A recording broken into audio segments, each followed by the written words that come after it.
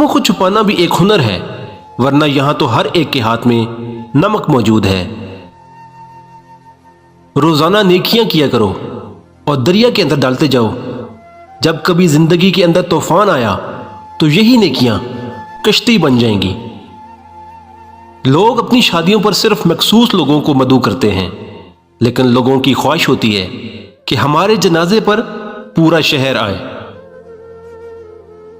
जिसने परेशानी के अंदर अपनी पेशानी को सजदे में रख दिया, वो फकीर भी बहुत दूर निकल गया। जो रोजी रोटी इंसान का मुकद्दर है, वो इसे मिलके ही रहेगी। कोई इसको कटा नहीं सकता, न बढ़ा सकता है। दूसरे के गुनाहों को गिनते रहने से बंदा परसा कभी नहीं बन सकता।